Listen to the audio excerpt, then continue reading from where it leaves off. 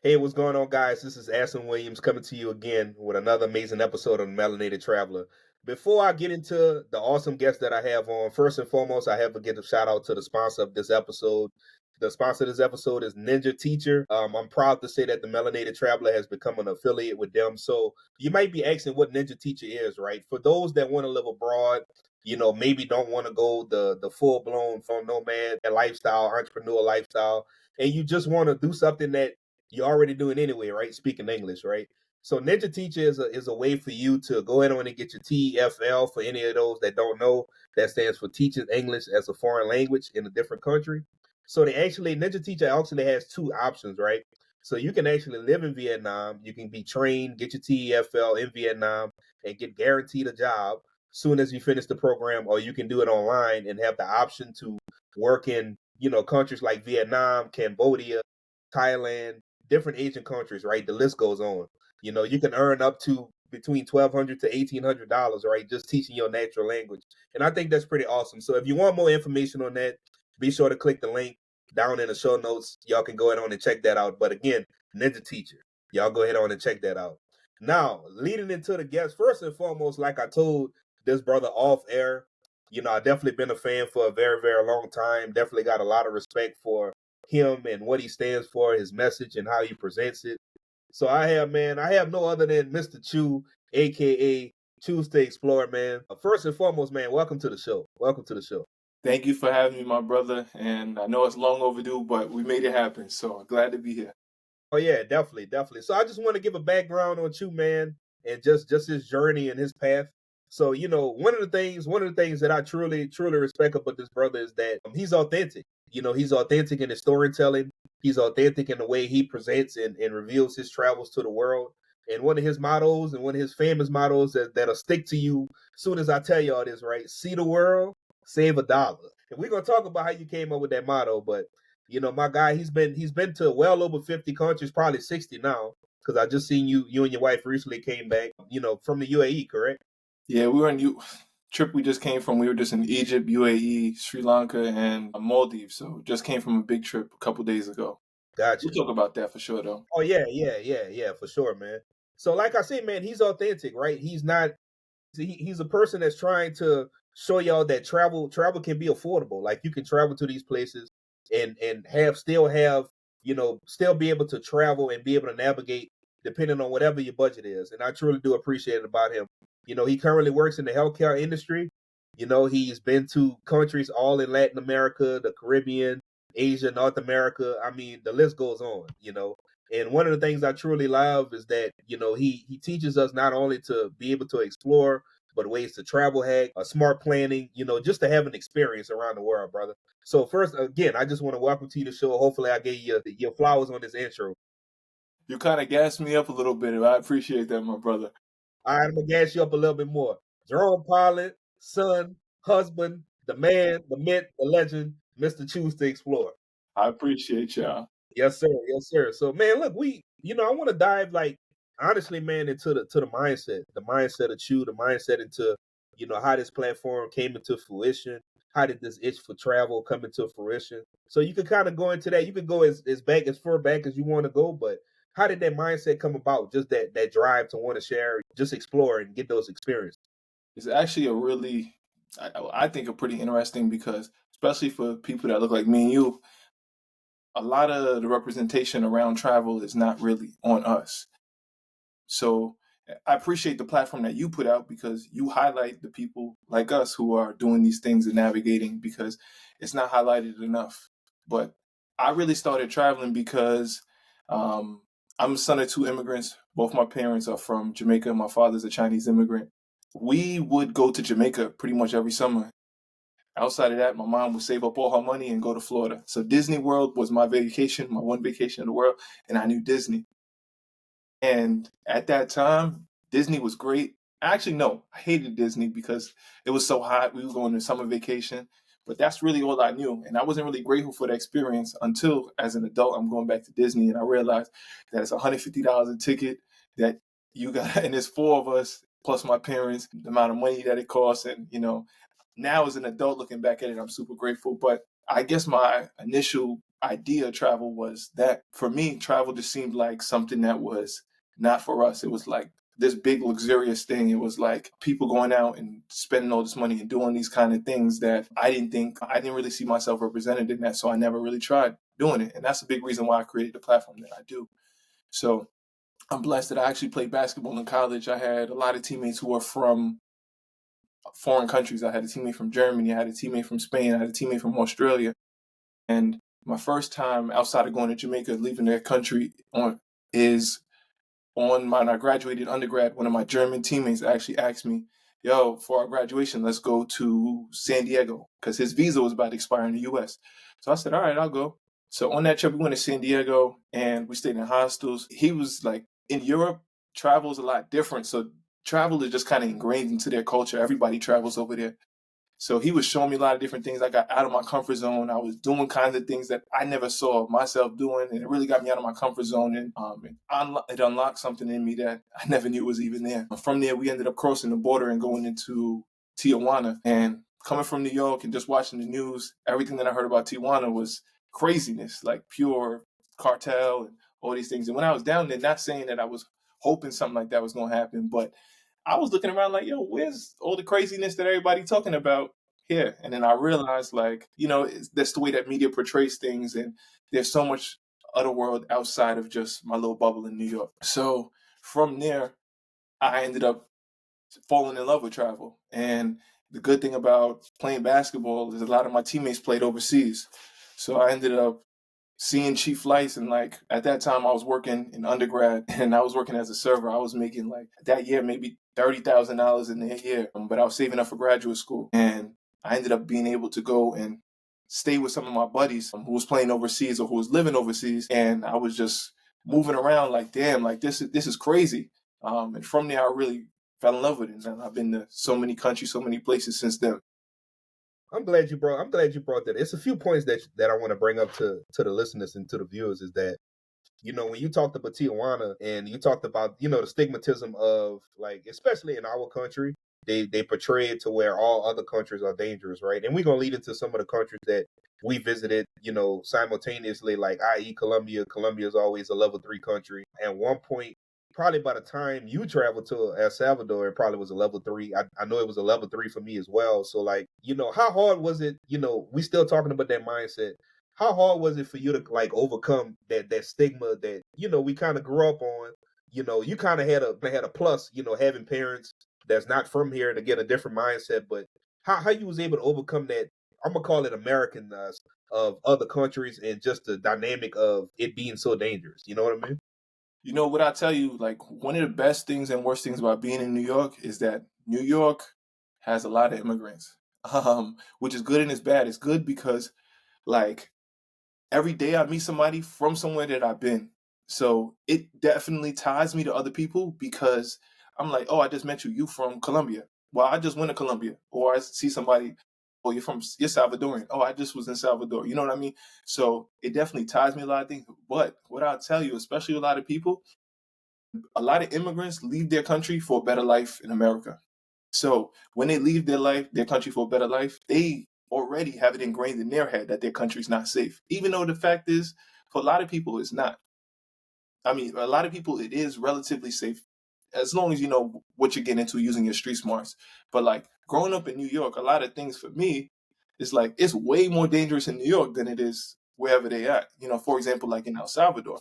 So like a lot of Salvadorians, El Salvador really cleaned up his act. Definitely, shout out to the president over there for really holding things down over there. But like for a lot of people, like a lot of Jamaicans, a lot of Trinidadians, a lot of Latin Americans, a lot of Africans, a lot of them talk so negatively about their country. And for me, when I go to these places, I'm always like, yo, it's crazy. Like New York is way worse than where y'all at in terms of safety. You know what I mean?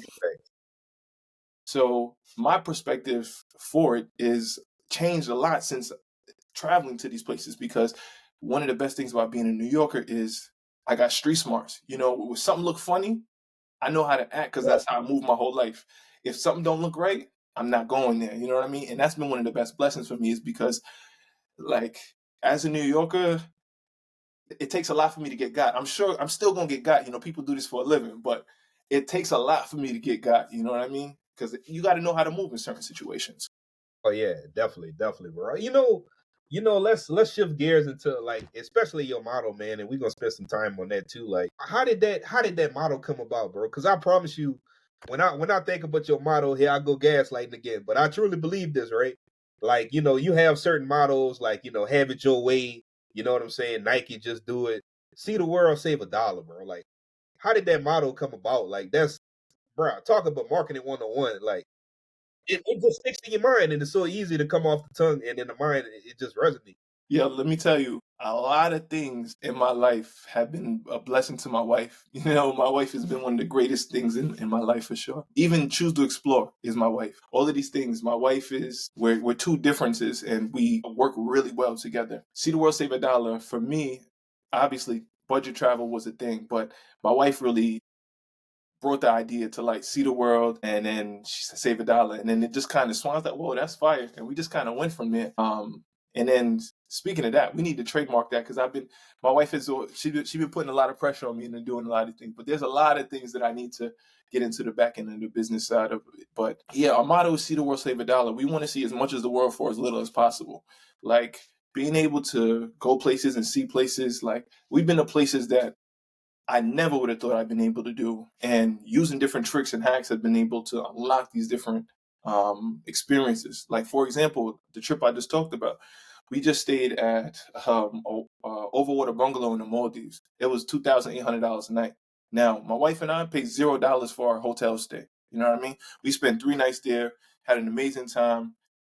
The seaplane to get from the main island to our hotel was over $700 a person, and we ended up not paying for that. You know what I mean? On our way back from our flight, we flew back with Qatar Airways, and their Q Suites is one of the best business class. Well, Qatar Airways is known as the best airline in the world, and we flew in their Q Suites, and that flight alone would have been $7,000 for the two of us coming back, and we ended up not paying for it. So like there's so many different ways that we use in order to save money and make travel affordable. And that's why our message is really that, generally speaking, especially as an American, having that passport privilege as having an American passport, the world is not as expensive as you think. Oh yeah, definitely. And speaking about budget travel, my brother, like in your experience, like what would you say are some of the misconceptions people have about budget travel, and how would you debunk them? When people think budget travel, matter of fact, you just kind of broke the myth already. It's Yeah, just how y'all got to Maldives, but can we dive deeper into like some of the misconceptions of budget travel? People really think that they can't get to these destinations. Like, what are some of your strategies or your ways to debunk some of these things? for sure. So this is something in the works that my wife has been doing. And a lot of these we actually have on our YouTube channel. So check out a lot of those things for like specific tips, hacks, and all those things. But for sure, one of the things that are super that people think is that basically first that budget travel is you hitchhiking, you sleeping in a hostel, in a 8-person bunk hostel, in dirty conditions, and you eating street food all day. What I want to say to that message is budget travel is you traveling on a budget. Everybody has a budget, right? So what budget travel is depending on what your budget is, right? If your budget is $150 a night, then that's budget travel, right? If your budget is $30 a day, that's budget travel. Like it is what you want to make it, and it could be as luxurious or as backpacking as you want it to be. So that's one thing that I say. Like it doesn't always mean like you on vacation, you having a ruined time, you cutting corners just to travel. You're traveling for the sake of traveling. You're not really enjoying your experience. Like we travel because we travel and we don't compromise on experiences. We just do the same experience that you have, but we pay less for it. Nobody want to get got. Nobody want to be the person that paid the most. You know what I mean? So that's our message. Like you can have that same experience and not pay as much for it. Gotcha. Pause. I'm a pause right here, and this is funny. I already know my guy gonna laugh when I say this, but I feel like me and Chew are like the biggest promoters of this particular airline. And I feel like they need to make us affiliates. I'm just saying, y'all need to come out with an affiliate program. I'm just saying, shout out to Spirit Airlines. Shout out to them. Shout out to the yellow bus, man. which leads me to my next question. What's some of your go-to strategies to find an affordable flight?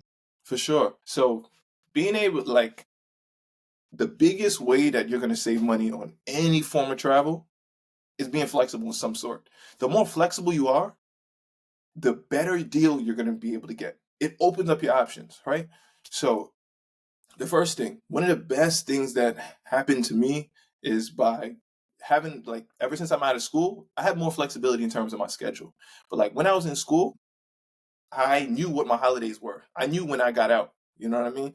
So for me, one of the best ways that I can find affordable flights is just being flexible. Flexibility is your dates, right? So instead of traveling Memorial Day weekend, if you can move it 1 week before and it's off season, it's low season, okay, there you go. You save $500 on your airfare right there, right?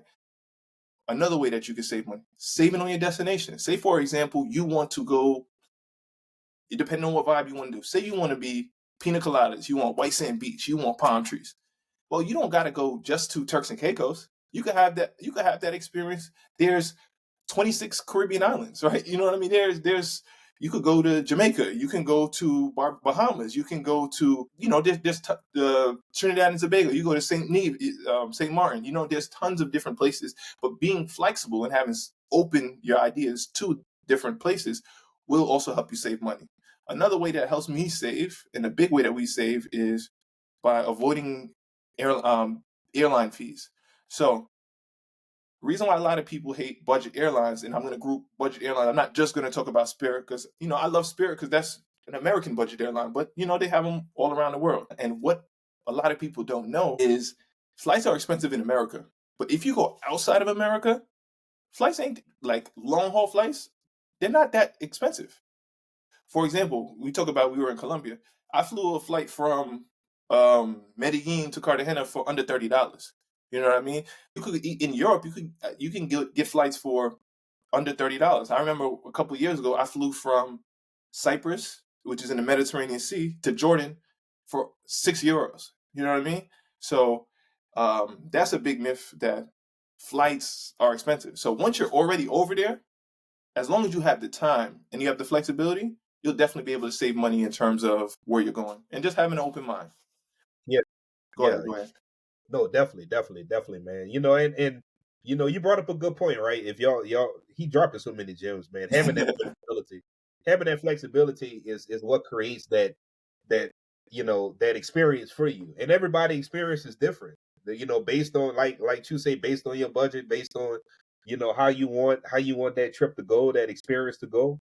That's how you're gonna base everything, man. And you know what? It's pretty interesting. I want to ask you this question, like I'm very interested to know, like, what's one country you think is, in your opinion, like totally underrated, and why people should visit more? And I know that this might be a hard question because you've been to a lot. You've been to a lot of them. But what country do you feel like is underrated that people should go check out, man? I'm going to give you two. I'll give you one close to home for Americans. I would assume a lot of your followers are Americans. One close to home is going to be Nicaragua, and one that's far away from home is going to be Namibia. So I'll talk to you a little bit about both of these.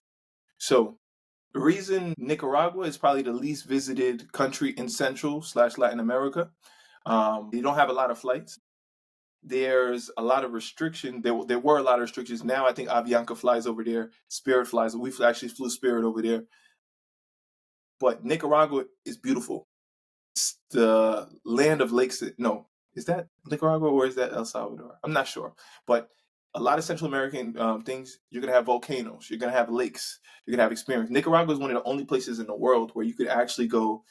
It's called volcano boarding, where they give you a board.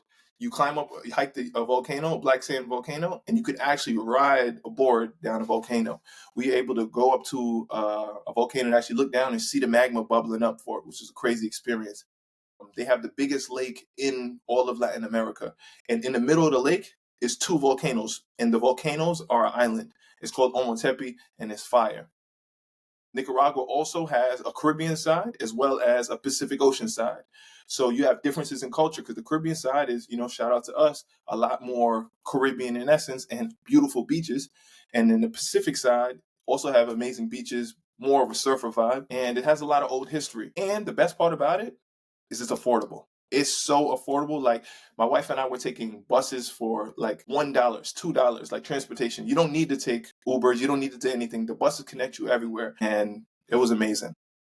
Food is good and it's affordable. Next place I'll talk to you about. I'm good right now, right? Oh yeah, you good, bro. You good. Next place that I'll talk about is Namibia. Now, Namibia is in southwestern Africa. A lot of people go to South Africa, and South Africa is amazing.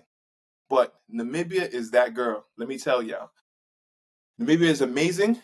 It's a unique experience. They have safaris there. They have wild animals. They have giraffes. It's so isolated and it's so beautiful. My wife and I actually rented a 4x4. We had an experience where we saw the most stars we've ever seen in our life. Being from New York, we're not used to seeing stars. But in Namibia, like I was looking back, like, yo, I couldn't imagine how somebody could like follow the stars and get somewhere. You know, like they say follow the northern light. When I was in Namibia, I seen so many stars I couldn't even imagine it.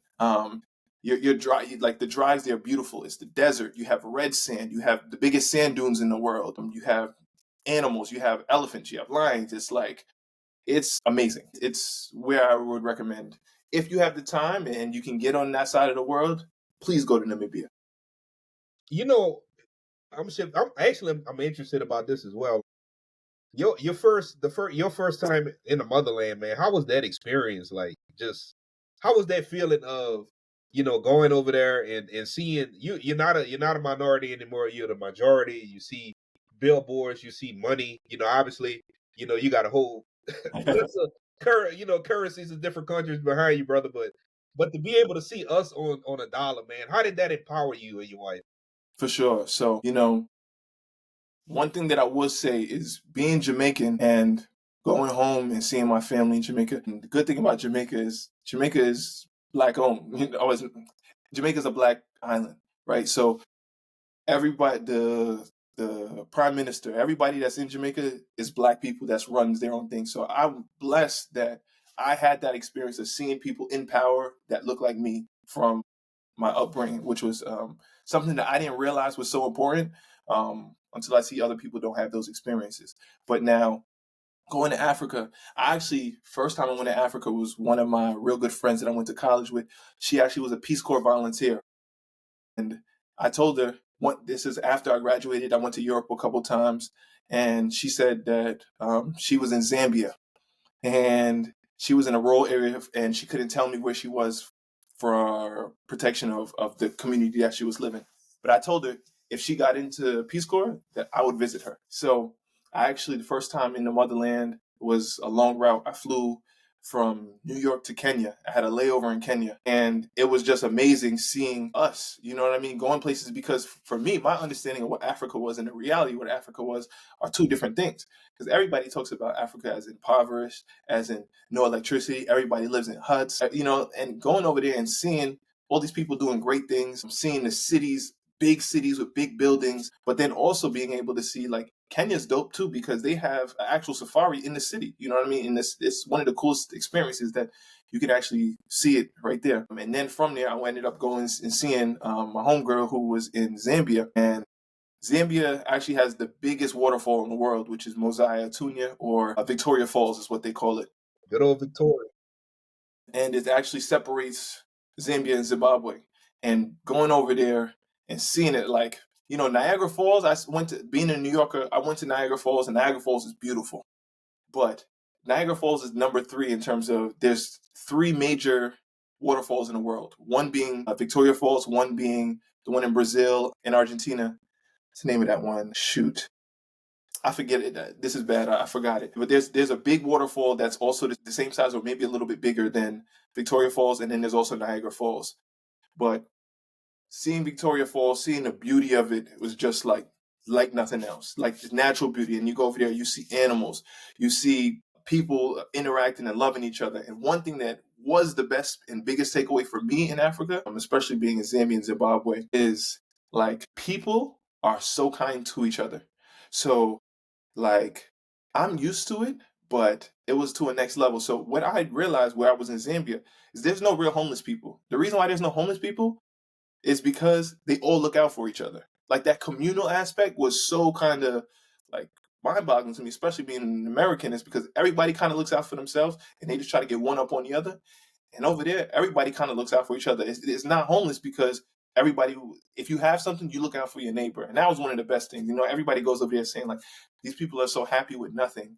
They're not happy with nothing. They make do with what they got. But seeing how they all look out for each other was the big thing that blew me away. Wow. That leads me to my next point, brother. Like, what are some of your ways? This is a two-part question. Mhm. What are some of your strategies to find out information about a country before you get there? And then secondly, how do you immerse yourself in the culture and get involved in, on a local level? Yeah, you may go to some of the tourist spots, but it seems like just based on what I see from your experiences, from your travel, you also like to immerse yourself with the locals as well. Absolutely. So, you know, great question. One way that I go about research, one of the best things that we live into is this age of social media, this age of the internet. There is so much information out there. And if you can't get information, then you're really not trying. But in that sense, my wife and I put out so much information. We do a lot of the research for you guys. When we go somewhere, we put out so much information. And we also sell travel guides to try to help people in order to navigate a lot of these places. So one thing that I do is I start all my searches, YouTube, Instagram. And one of the best things about being connected is I got so many people from around the world. You know what I mean? Like, I see some people go somewhere. I reach out to them. I ask them information. They give me a lot of information and experiences. My platform has grown so much, and I'm so grateful for a lot of the people that support me because a lot of tour guides, a lot of locals will reach out to me before I even go places or say, hey, my brother, if you ever come here, you got a place for us to stay here. So a lot of it is a lot of people reaching out to me and kind of helping me in those situations. But um, I feel like a lot of the situations, like when I used to solo travel a lot, it was a lot more immersive. Now I travel with my wife, and it's a little different moving with my wife because I had that protector uh, I'm more of in a protective mindset versus when I'm by myself. Not that I want something to happen to me, but I'm more willing to kind of take chances. But with my wife, I can't let those things happen. But a lot of those things kind of come more vibes. Like you go and you experience people, and people like one thing that's been a blessing about travel is that like I've been to so many countries and I've been so many experiences and I've never gotten got. And that's the situation. To me personally, like media makes the world seem like it's such a bad place. Like all these things that happen. But I will tell you, maybe I don't want to put a percentage, but everybody that I've been to is so happy to see you in their country and to explore it. They're like so like the fact that you chose to go there and you're seeing their thing. A lot of people will like I've been to places where people want to take me in their house and give me food and take me things just because they're so happy to see somebody in their country. So a lot of it is just being authentic, keeping an open mind and asking questions. Yeah, definitely. Pause. I just want to also let you know, hey, my man put me on game before I got to Peru, man. Because listen, when I got to Cusco, brother, listen, those cocoa leaves, oh, I needed them, bro. And my crazy, I think y'all went opposite of. I decided to go. Little did I know, or little did I forget, is that the seasons are different. So I went in July. Man, Cusco, it was freezing up there, bro. It was freezing, but it looked like that experience was good for you as well, man. Machu Picchu, absolutely amazing. For those that haven't had a chance to see that wonder of the world, it literally is breathtaking. And Absolutely. pictures and photos do not give it justice. Let me just say that. Yeah, no, like for sure. Peru, I mean, it's a big tourist place as well because it's one of the wonders of the world, but Peru got so much to see too. I only spent 6 days, and I think Peru is a place that you need some time, especially because of the altitude sickness that we're talking about, being able to get acclimated. But yeah, for sure. Like, and a lot of these things, like people take it for granted. Like something like you talk about flipping the season. You know what I mean? Like, I get a lot of people well, I would say 98% of the comments I get is a lot of love. But I got 2% of people who hate and who say certain things, you know what I mean? But like I know for my wife and I on a video that we put out for Peru, we said, one thing to know as an American is the seasons are flipped. And there's a lot of people who commented the American system needs to update because how do you guys not know that it's gonna be opposite in the southern hemisphere? I got a lot of people hating like on things like that. But Yeah, certain information you just got to tell people because it's certain things like, for example, with visas. A lot of people don't even realize that certain places you need a visa. You know what I mean? It's like certain things that if you don't go there and know, you screwed. You know what I mean? Facts, facts. And one thing, another thing I want to say about Peru. So I actually had a chance to spend 2 weeks in Peru, brother. And man, I'm telling you, Lima just in itself, y'all. It's so much to do in Lima, just in itself. I mean, you can go to Barranco, if you want your arts, your murals, you can go to Miraflores, more upscale. I call it like similar to Beverly Hills, just absolutely beautiful. Beaches are beautiful. I mean, it just was an amazing city. And I'm definitely looking forward to going back, man. Shout out to my guy Paul, man. Shout out to my guy Maria, man. Some of my friends that I met along the way. Which leads me to my next question, brother. When it comes to travel, like, can you just talk about your experience of just meeting like-minded individuals as you traveled and met other individuals, whether they be Americans, whether it be locals, and just the authentic, relationships that you build along the way? For sure. I mean, my whole Instagram is a bunch of people that I like. I met so many people on traveling places, meeting people abroad that are so like-minded. Like especially being someone who travels, you meet people just like you doing the same things when you're traveling. You know what I mean? So that's one of the best things. One thing that I would absolutely recommend for a lot of people, especially if you're traveling solo, is staying in hostels. Like a lot of people, there's a big stigma about hostels and cleanliness and people stealing your stuff and being in each other's space. But I'll tell you, being in a hostel is going to be one of the most life-changing experiences, not just for the fact that you're saving, well, not obviously, but you will be saving money based on the experience, but you're with so many people doing the exact same things as you are. And if you stay in the hostels, you're never really going to be alone. And you're going to be out of your comfort zone. You find like-minded people like you doing certain things. If you want somebody to go out and do an excursion with you, there's so many people in the hostel that'll be able to do that. So a lot of times, if I need to know what to do, or meet people, a hostel's where I go. A lot of times they'll have like bar crawls. A lot of times they'll have like events and they have tours set up for you already. So then a lot of it makes it easier for you. You know what? Nobody probably never asked you this question, or probably worded this question like this, but I'm interested in your thoughts. What have you ever had like a this can go very wrong moment? Like during any of your travels, like or you felt like you know what this could have went wrong, but it turned out all right, but it could have went wrong. You got Oh any shit. experiences like that you want to share? I mean, I've had a lot of experiences like that. Like I would say, depending on the situation, like a lot of experiences I could say could go like that. I mean, whether it's with other people or me being by myself, being an idiot. When I am by myself, I would say I'm an adventure junkie.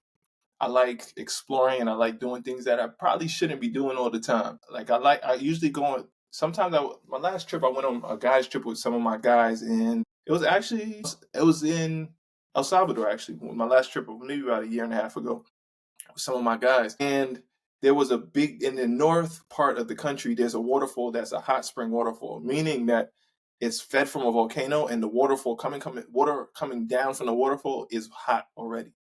But because there was a lot of rainfall, it was actually like overflowing. It was a super strong current. So we actually couldn't go into the waterfall like you normally could. Now, I saw some people down there that were locals that were down there, and I was trying to figure out how to get down there. So, me being stupid and being an idiot, I actually tried to sneak myself around there. And certain times in my head, I think, like, nah, I really shouldn't be like, certain times I'm like, nah, I really shouldn't be doing that. So, like, that was one time. Also, I'm an adventure junkie. My wife isn't really. So, I was in the Seychelles with my wife and there was a big rock, and I seen there's a big rock on one of the islands in Ladigue, which is one of the most famous. Says it's the most photographed beach in the world. Beautiful, it has granite boulders on the beach. There's a huge granite boulder, and I saw two people on top.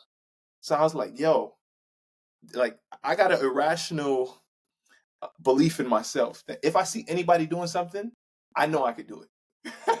No matter how much training they did, if they could do it, for sure I could do it." So he told me, yeah, you just go around the back and you kind of climb up. So I tried to climb myself up and I got to maybe about 80% of the way. And then when I started walking, my knees started trembling. And I was like, nah, I'm doing too much. I knew that I shouldn't be doing that. So I ended up actually coming down. But I feel bad for myself because I was like, damn, I was almost right there. But certain things, I listen to my intuition, and I've been pretty good so far. First and foremost, I gotta share this. I gotta share this for everybody to hear. I'm a little jealous at one thing though. One thing. I don't know how the hell you was able to get access to your drone in Peru. I could not fly my drone, bro. You gotta let people know some of these hacks, bro. I promise you, I couldn't fly it at all. Matter of fact, I only was able to fly it once, and that was outside of my Airbnb in Lima. But other than that, Cusco or whatever, I couldn't find it, bro. What's your secret? What's your secret to some of these countries to fly your drone, bro? Because you throwing it up anywhere you go. Listen, a lot of the things that I do, I wouldn't really recommend to a lot of people. My motto in a lot of those things is ask for forgiveness. Play dumb and ask for forgiveness.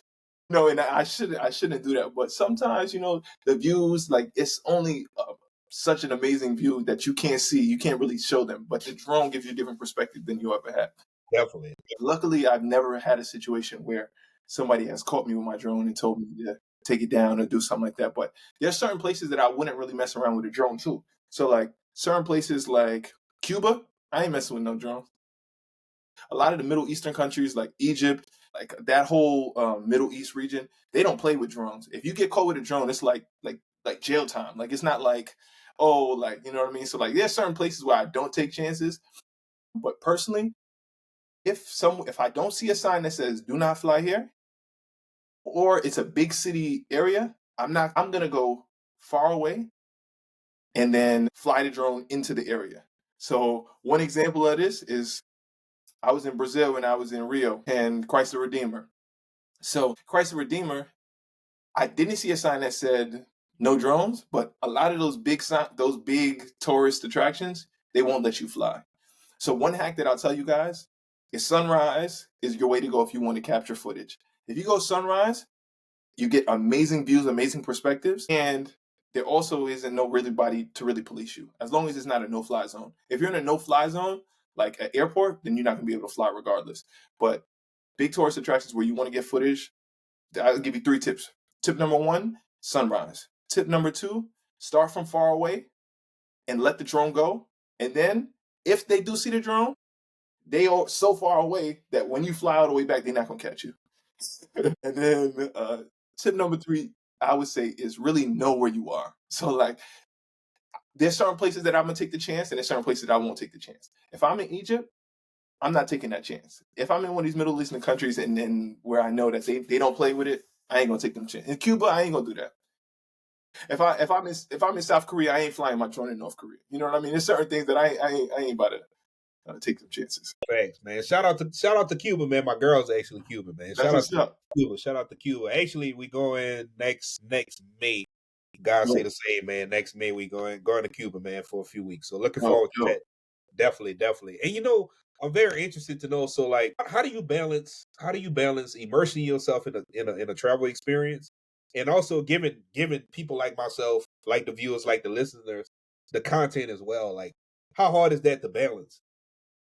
That is a tough part. But the biggest thing for me and for my wife is we have fun doing it. We know that we're helping so many people, and a lot of it is like we get so many people that show us love, like all around the world. Like I would say a lot of the times it's a lot of work, but now I would say in our YouTube journey we're about 3, 4 years in. So one of the biggest blessings I have in my wife is she is a planner. Myself, I'm a doer.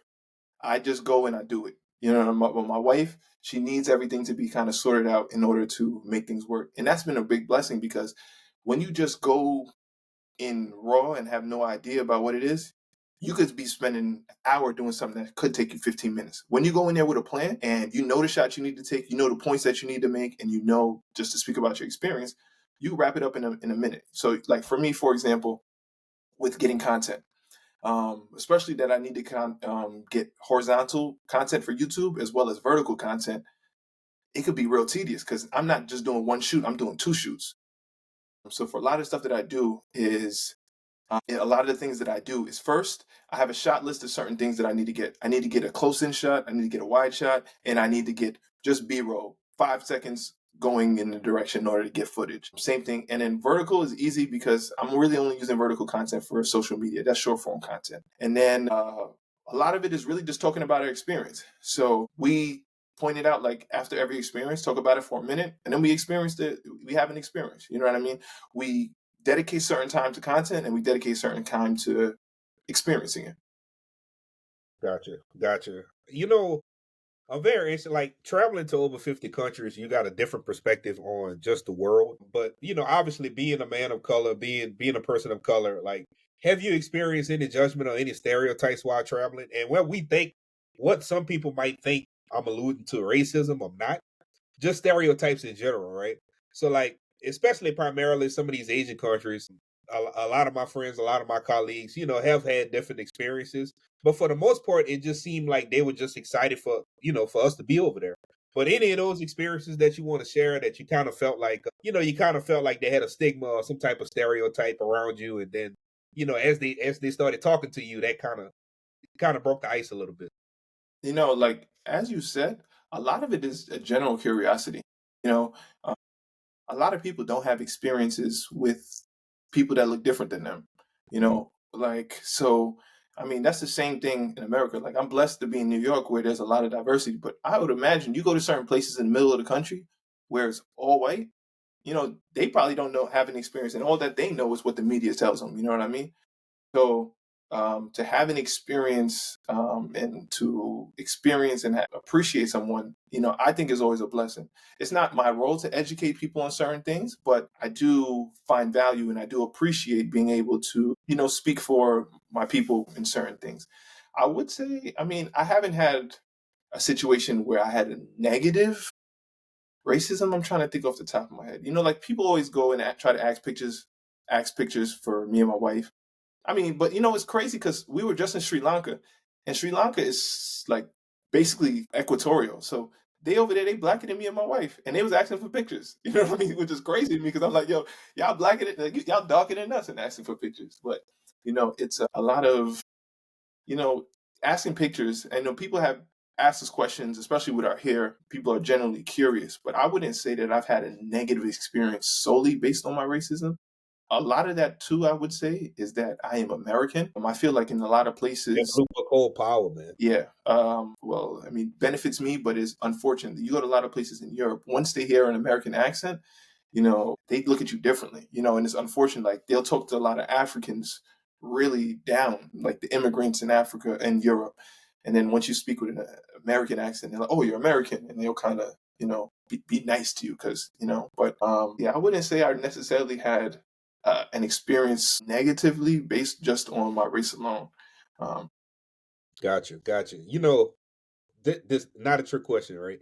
But a scenario question. Somebody got, let's say, $500, man. They got a week of PTO. Where you telling them to go right now, man? and that's $500 is everything. They got $500 and a week of PTO. Five They hundred ready dollars. to go somewhere. Okay, let me think. All right, so there's a couple places. It depends on what kind of experience that they can do. One place that I would recommend is going to be Dominican Republic. You can usually, like, being in New York. Well, it depends on where you're flying from, right? A lot of places fly directly to Dominican Republic. Depending on what kind of trip you want to have, Dominican Republic has it. If you want an all-inclusive vacation, like we stayed at all-inclusive resorts that were like under $100 a night, and you could have just chill on the beach and have a beautiful, amazing beaches. If you want to have adventure, you want to have exploring, you can do that in Dominican Republic. So I think that's a great place that you can go that is affordable and your money can go far and you can have an amazing variety in terms of your vacation. I'm kind of limited by saying anywhere in Southeast Asia because just your flight alone right there is kind of inhibiting. But Southeast Asia is a great place to affordably travel. Central America is a great place. Like we talk about El Salvador. We talk about, I said Nicaragua earlier. Going farther South America, like if you could get a cheap flight into Colombia, that's an amazing place that you can go. That's super affordable. You know, one thing that I would say is really slept on is actually Canada. Like I feel like a lot of Oh, people really? look at Canada as inexpensive, but like because our conversion from American dollar to Canadian dollar is so favorable, like you look at something like I have a meal and it'll be 20, it'll say $20. So I think it's $20. But because of the conversion, it'll really be like $13 because the US dollar is so strong in comparison to the Canada. So like my wife and I had a trip where we went to Banff. And Banff is beautiful turquoise blue waters in Canada. Yeah, that lake is beautiful. Yeah, so many beautiful, like that area is amazing. And everybody talks about how expensive it is. Now let me tell you, it is expensive, but it's relative. Depending on the season that you go, and if you got I'll tell you a big hack too. If you got friends, you splitting costs will save you a lot of money. So like if you got a bunch of buddies, you get in a rental car, you stay in an Airbnb, that right there will run, if it's just one person on a rental car, it saves $50 a day. If it's four of y'all, then it's $10 a day. You know what I mean? Splitting costs as long as you got a good group.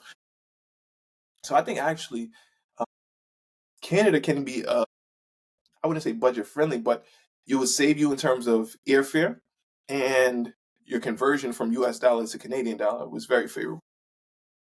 Gotcha.